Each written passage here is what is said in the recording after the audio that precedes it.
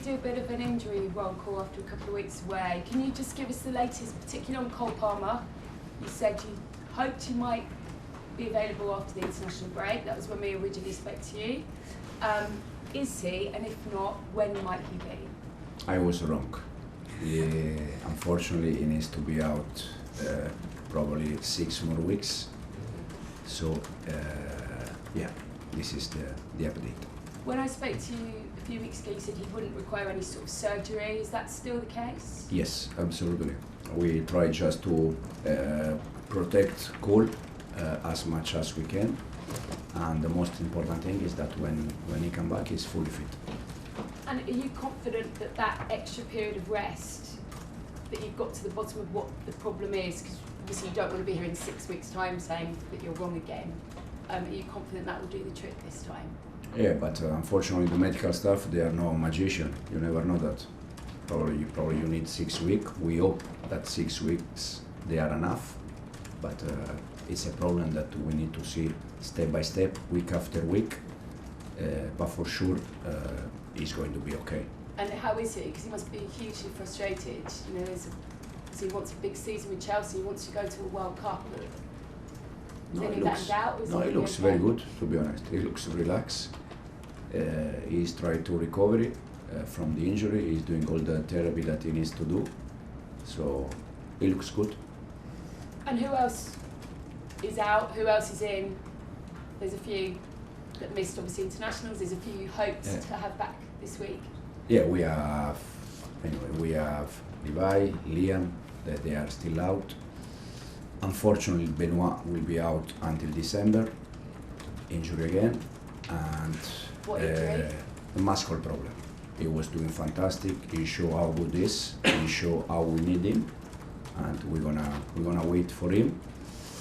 And then we have Moi, Enzo, Pedro, that they didn't take part of the session yesterday. And we see if they can train today, otherwise they're gonna be out for tomorrow. And Reece? And anyone else? And Enzo, Reece is fully fit. Reece is okay. Wow, okay. Let's take you back. It may feel a little bit of a long time ago, but that moment a few weeks ago when you went herring off down the touchline and celebrated. We didn't obviously get to speak to you afterwards because you got yourself sent off. Can you give us a sense of what that felt like and how big a moment you hope it might prove to be? It was a big moment for many reasons. The first reason is because since I joined the club, we never won a game at home in the last minute, so that was one of the reasons why. The other reason is because we were playing against, in this moment, the champion of England. They won the last Premier League, so it was an important moment for sure. For me personally, it was just a reaction, just a passion moment, just a normal reaction. Yeah, that's all. And obviously you did get sent off, but I bet you'd do it again, wouldn't you? For that moment, for reliving that moment. It was a nice moment. The last season, I was banned for 1 game for the accumulation of yellow card. Again, the last yellow card was against Fulham away, where we won a game in the last minute. So I think it's part of our job, the moment, the passion, the reaction, and I think it's also nice for everyone, for the fans, for the stadium. So it's just a reaction. Thanks, Gail. Soraya? Morning. Last season, do you remember when people were talking about substitutes? They were saying sometimes you make them too late, and you said you only talk about that if we lose. If we win, no one talks about the terms of your subs. I want to talk about how Forest have conceded more than half of their goals after the 70th minute. Do stats like that, when you come up against a team you've had a lot of time to prep as well and you like to watch, come into your consideration when you're thinking about your game plan? And how far ahead do you think about substitutes, or is that always really in game? Yeah, no, when we analyze a team, we try to consider everything, but also you have to go match by match and understand why they concede a goal, in which moment. You know, it's always different. For sure, we with the international break, we watch all the games with Angie in charge, and in terms of make change, I think it's something that sometimes you plan, but also depends how is the game. You can do more changes or less. I think especially now with the amount of games that we have from now on, we need to think about change, not only during the game but also in terms of start 11. This season you've got a good sort of balance. You've got 7 goals scored from open play, 5 from set pieces, 1 penalty.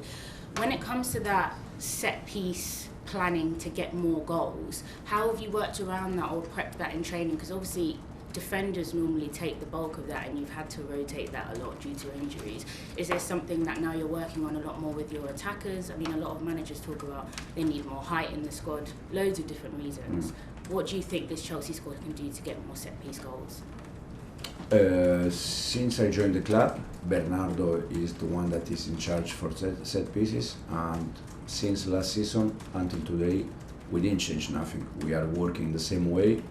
We spend time about set pieces like I think like a normal club, but it's something that as you said, you can score, you can concede, depends a little bit, but for sure I think overall between the goal we score and the goal we concede, we are doing quite well.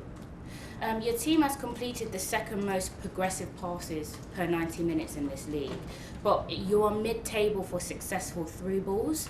Do you think the team can be a little bit more creative in Cole's absence when it comes to taking that risk in passing the ball through defensive lines? Do you think you can do more of that? Obviously Levi, he did it from centre-back a lot, but are there more players that can take that responsibility in taking that risk? No, for sure we lost 2 players in this moment that for us last season they have been main players in terms of build-up, and when we talk about build-up we talk also about breaking lines. Levi for us was the main one from behind, Cole was the main one in the middle of the pitch, but I think we are trying to find different solutions with the players that we are in this moment we have available. Thanks, Soraya. Nizar? Hi Enzo. Who do you think can step up in Cole Palmer's absence? Who can replace him? How do you replace those goals and sort of assists that he provides? No, first of all, to replace Cole, it's difficult because Cole is